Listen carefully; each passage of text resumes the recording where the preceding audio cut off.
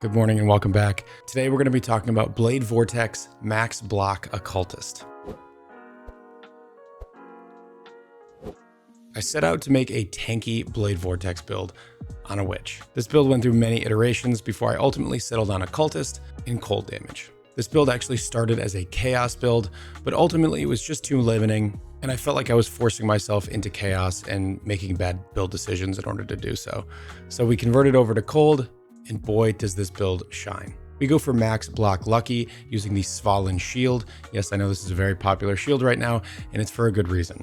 So we have 88, 88 lucky block and spell block. We have several thousand ward that we use for a defensive layer that is pretty much up all the time. And on top of that, we have some evasion. If you are looking for a map blaster, this is a really fun one.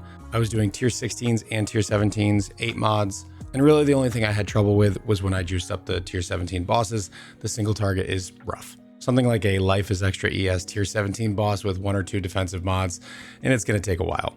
However, I built the build to have way too much area of effect. You can dial that back and get a lot more damage from your medium clusters and some other places and help solve that issue for you, particularly if you plan on doing tier 17s. So the really cool tech here is the Svalin shield gives 88, 88 block. Now block is phenomenal, especially at enabling a ward build. With our flask up, we have about 6,200 ward, and provided you don't get hit, that ward is always going to be up. And even when we do get hit, it's only down for a second, and you can just press your flask. However, this build has an extra layer of defense that doesn't show up in PoE, and that's freeze. This Fallen Shield has a line on it that causes you to trigger on block, but it's only elemental skills.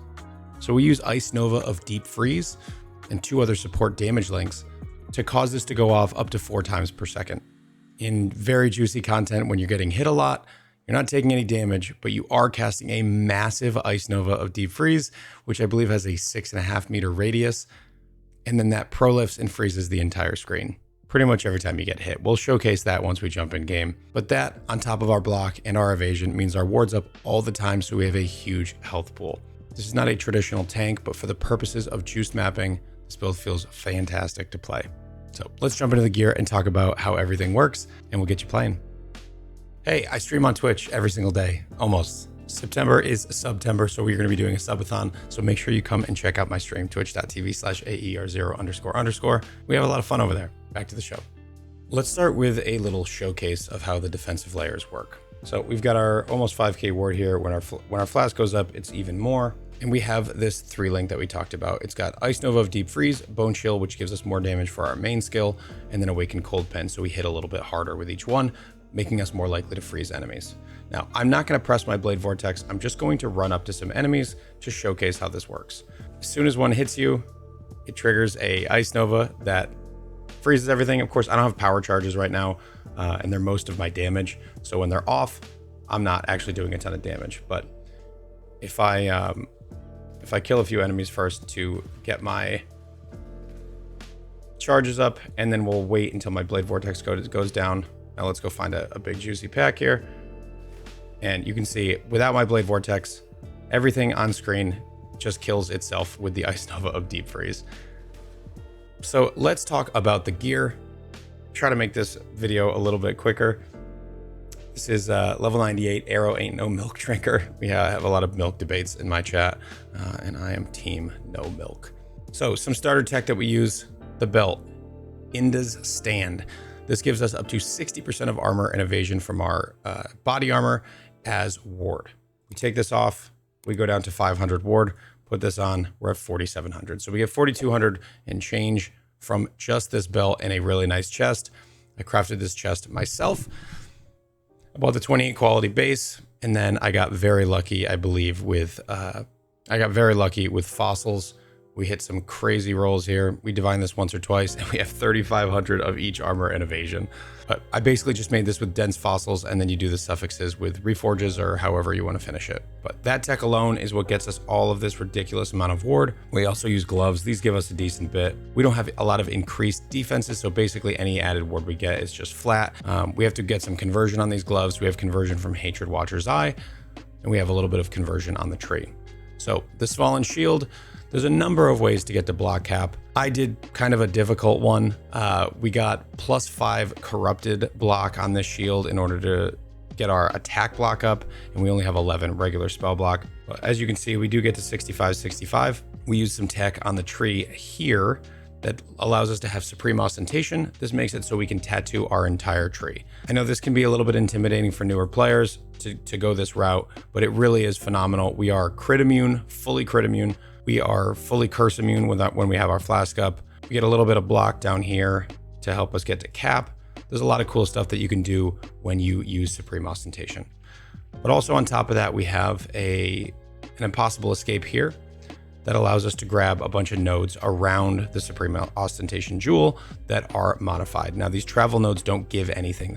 The reason this is valuable is because it's a waste of points to path to things. However, the notables are very strong. We have 12 block and spell block on these two nodes here. We have 37 chaos res and then frenzy on hit. There are a lot of different options here. You can go for 2 attack blocks. That would probably be easier because there is more spell block on the tree that you can grab. You can get block and spell block on jewels. I think it goes up to 3% for each.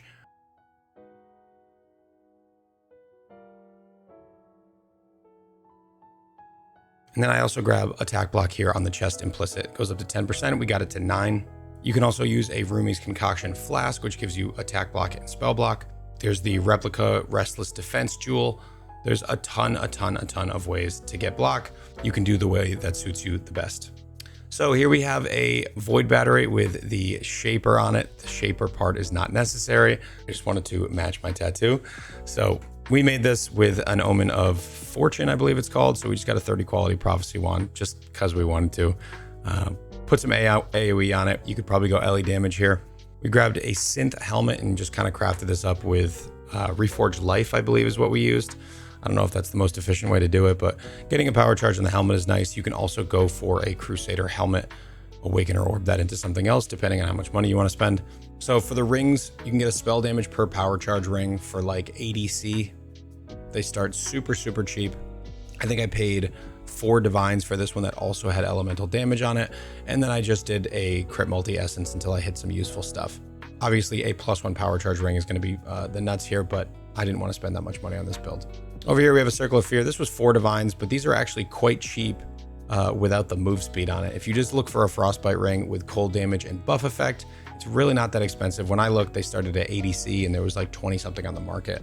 If you can't get the frostbite on one of these, if the market gets bought out, you can just get frostbite instead of the spell damage per power charge on a ring over here, and then get whatever you want on the Circle of Fear. For the amulet, we did a lot of work to get this 6 extra block from the second Annoy. I don't know how worth it this was because I'm really just getting 6 extra block here. But what we did was we bought an amulet that had +1 power charge infused, so we don't have to path to infused on the tree over here, as well as Brutal Blade. This gives us 6 attack block, and then we did a very expensive craft to get +2 gems on it. This is totally not worth it. Do not do this. Just go for the replica Dragon Fang, which is going to give you +3 Blade Vortex. It's going to be more damage than this, and you can just solve your block somewhere else. Don't ask me how to craft this. It was way too expensive. Don't do it. Please don't do it. We have this Fallen Shield that we talked about. These boots are actually not optimal. I pulled these off of my Cyclone build. I was planning to craft boots and I just kind of never got around to it. Really what you want is Onslaught, Tailwind, and Elusive. Those are going to give you the most amount of speed, and Elusive is also going to give you more damage avoidance so your ward stays up longer. So most of the gems are self-explanatory. Let's talk about our Frostblink setup. Frostblink of Wintry Blast, Spell Echo support, and faster casting. This is a phenomenal way to move around the map. It's very snappy. I really like it. I started with Shield Charge, but I ultimately dropped it for this 3-link setup. For our auras, we're using Arrogance with Vitality and Herald of Ice. You can't level this up all the way. You want to make sure that you are not reserving 50% of your life or more. As long as your life total is at least 1 higher than your reserve number, you're going to overleech. What happens with Petrified Blood is when you are leeching, it gets to 50%, and Petrified Blood says you can't leech higher than that. So it'll continue to try to leech as long as you have extra space available, which means you'll have basically what Slayer Overleech does. So keep your Vitality level to whatever that number is. Use Herald of Ice, of course. And then we have a setup here with an Enlightened 3, Tempest Shield, Hatred, and Petrified Blood. Obviously, Tempest Shield, very important to help us get to spell block cap.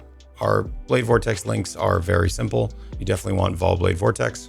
And then we kind of have a super powered steel skin here. This is not necessary the way I have it. I didn't really know what to do with my extra links, so I decided to make a Giga steel skin. So basically our steel skin is about 50% uptime.